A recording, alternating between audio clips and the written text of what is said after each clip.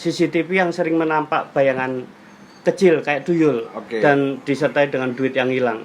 Ini mitos tuyul menurut Simbah gimana Mbak Dimas? Buat teman-teman, ini ada sebuah rekaman ya CCTV tentang ya tuyul ya. CCTV.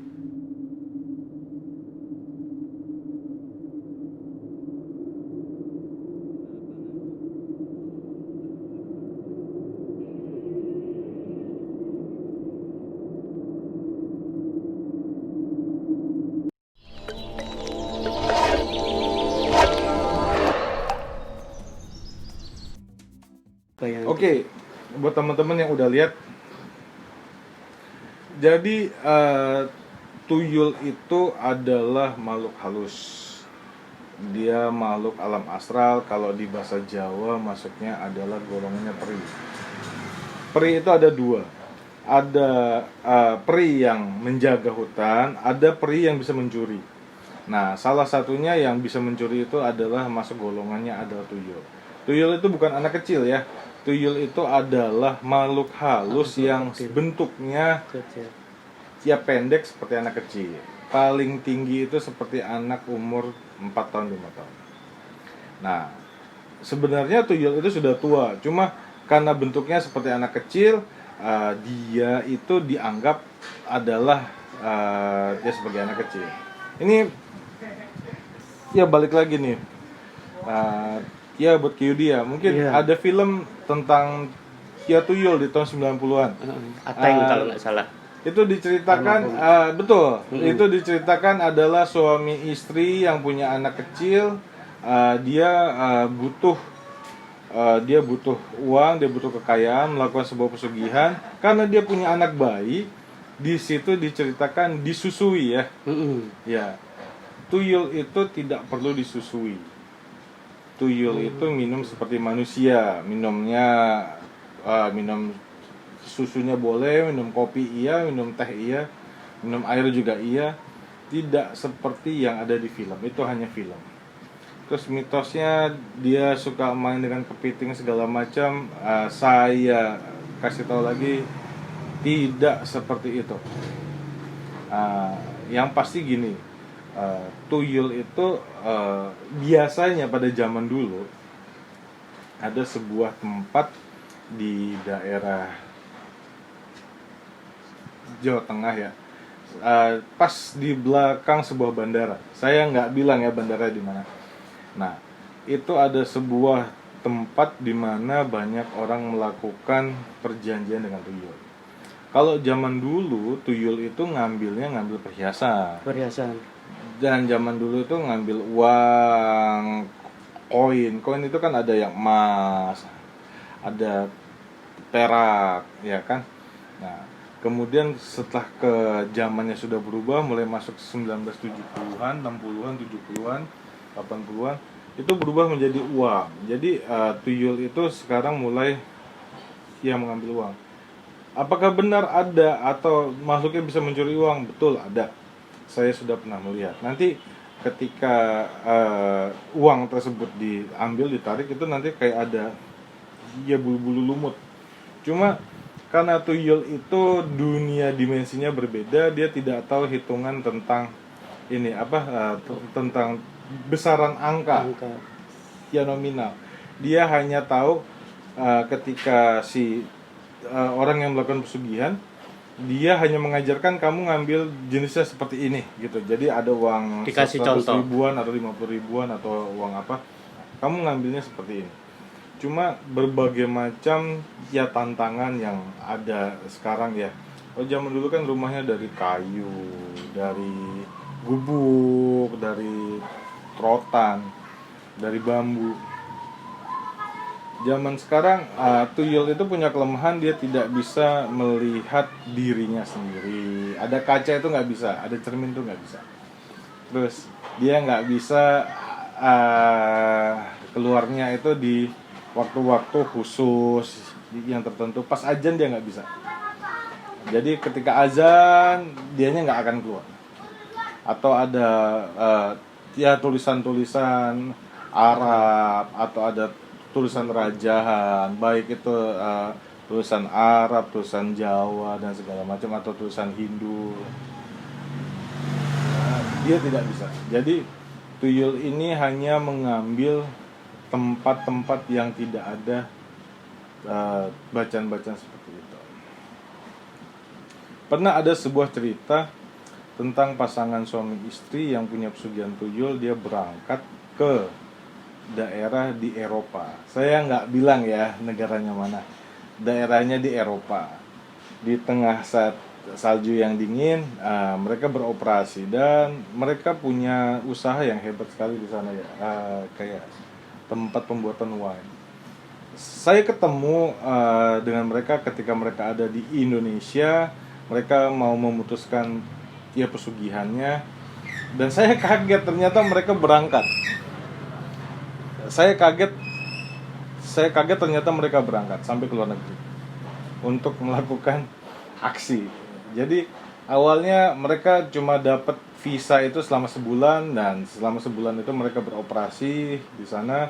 Dan rumah-rumah yang ada berbau dia keagamaan itu enggak, tuyulnya dia tidak bisa masuk. Ada foto orang-orang suci, terus ada alat-alat orang-orang suci, itu nggak bisa masuk. Nah, kayak kalau di agama Kristen ada salib, ada apa, mereka nggak bisa masuk. Tapi karena kebanyakan orang di Eropa itu tidak ada benda-benda berbau-bau barang-barang suci, mereka akan lebih mudah untuk beroperasi. Yang diambil itu uang sekian, uang 10-an, uang 50-an dan segala macam. Aksi mereka, jadi ketika visanya habis mereka balik, nanti mereka perpanjang lagi, iya visa liburan, terus saja kayak begitu, dan setiap hari mereka bisa meraih untungnya sangat luar biasa. Tuyul internasional. Pertanyaannya, Tuyul internasional. kenapa nggak di Indonesia atau di sekitar yang dekat-dekat gitu kan nggak? Oke, masuk ke Indonesia Anda sudah bisa melihat ada tulisan-tulisan berhubungan dengan keagamaan rata-rata segala macam. Kenapa tidak di Indonesia, ya kan? Jawabannya gitu. Jadi gini, ketika Anda melakukan ya pesugihan, ya tuyul, biasanya Anda diminta untuk membeli sebuah kendi dari tanah liat yang ada ujung itunya. Nah, itu nanti pada hari tertentu kayak hari Rabu Wage atau Sabtunya Sabtu Pon kalau nggak salah ya, itu nanti mereka akan ritual di situ, nanti ada perjanjian khususnya dan segala macam. Nah, nanti si tuyulnya itu akan masuk ke dalam si kendi tersebut. Setelah dapat, Anda harus langsung pulang biasanya. Pulang, tidak boleh mampir-mampir dan segala macam. Nantinya ketika mereka sudah sampai di rumah, ya nanti dianggap ya seperti ya keluarga ya, jadi dianggap seperti keluarga, buat nyaman dan segala macam. Nah, tuyulnya ini nanti bisa bekerja kalau disuruh bekerja, karena kan sudah melakukan perjanjian. Karena nanti ada sebuah mantra yang dikasih, itu nanti atasan si tuyulnya itu akan datang kalau si tuyulnya tidak mau kerja. Rajanya. Sebenarnya bukan rajanya, tapi bukan kayak raja. Ya panglimanya gitu lah. Panglima. Bos. Nah, ketika sudah bekerja, dites, biasanya mereka akan beraksi itu di tempat-tempat seperti di terminal. Terus beraksinya itu di pasar, karena di pasar kan tidak ada berhubungan dengan keagamaan. Jadi paling mudah masuk itu di pasar. Jadi ketika Anda punya uang 50.000 tiba-tiba hilang di kantong, ya berarti ada yang beraksi pada saat itu. Nah, kemudian entah bagaimana mereka punya ide untuk melakukan aksi di luar negeri, karena mungkin dapat uangnya lebih banyak, lebih gede. Dan secara ini nggak mungkin mereka tertangkap oleh polisi sana. Betul, makanya dan ya mungkin ya sekelumit dari ceritanya, ketika sudah selesai perjanjiannya, saya selesaikan, saya beresin, biasanya semua barang yang habis diambil atau hasil dari tuyul, nanti orang tersebut kekayaannya akan hilang. Biasanya akan hilang karena kan diambil dari jalan yang nggak benar. Yang hilang siapa nih? Yang punya tuyul atau itu? Harta kekayaan. Harta kekayaan. Harta kekayaan akan hilang. Yang punya tuyul ini. Betul. Dan ada beberapa nanti yang harus dibayarin ya. Cuma kemarin setelah saya bantu, ya nggak hilang-hilang banget lah hartanya, masih banyak ya kan. Ya, cuma begitu. Cuma ya saya sih menyarankan jangan, karena ketika Anda melakukan perjanjian dengan alam gaib, sudah pasti Anda akan ditagih. Anda akan ditagih banyak hal ya kan, karena hasil kekayaannya dari mereka. Jadi ada kemungkinan Anda nanti akan sulit punya anak Anda akan ikut dibawa oleh konsekuensinya. Dalam arti kata apa ini? Dia meninggal, sakit atau hilang mukso? Meninggal. Jadi meninggalnya gak wajar tapi ya. Iya, orang tersebut itu akan sulit punya anak karena ketika hamil dia anaknya hilang, keguguran, nanti ya. Menurut kepercayaan saya nanti arwahnya dibawa.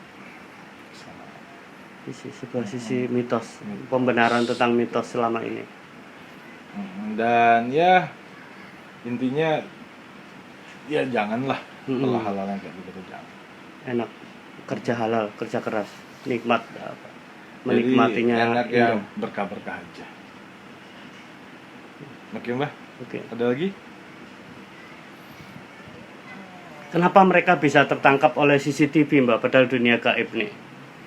Oke, CCTV itu punya low rate yang rendah. Jadi ketika dia kamera stay pada satu frekuensi tertentu, ingat ya, di CCTV sendiri itu ada sebuah frekuensi yang nanti dia itu menggunakan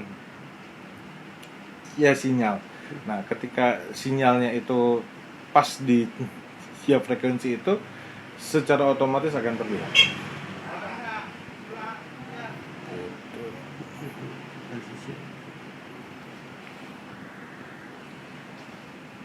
Demikian channel QD, penggemar channel kami, sedikit sekilas. Nanti kalau ada ide lagi kami ulas lagi. Terima kasih telah melihat saya QD, Mbak Dimas. Terus satu lagi buat teman-teman, ini corona kan sudah mulai ya panjang. Jangan lupa pakai masker, jangan lupa cuci tangan. Kita bantu agar bisa menekan angka COVID-19 supaya bisa turun dan supaya ekonomi kita bisa naik kembali. Yang buat bekerja dari rumah bersabar, yang kehilangan pekerjaannya bersabar, karena hal ini tidak hanya Anda saja, tapi semua orang akan merasakan. Dan semoga Allah Subhanahu wa Ta'ala, Tuhan Yang Maha Esa, selalu melindungi kita semua, memberikan kesehatan buat kita semua, menjauhkan kita dari mara bahaya. Oke, salam mistis, salam supranatural. Terima kasih sudah menonton di channel QD. Jangan lupa di subscribe, di follow, dan oke. Nantikan Mbak Dimas akan ada program-program syuting di TV mungkin. Insya Allah. Saya Mbak Dimas beserta QD mohon undur diri. Salam. Terima kasih yang udah menonton video-video kami. Salam. Silakan subscribe, like, thank, share. Salam.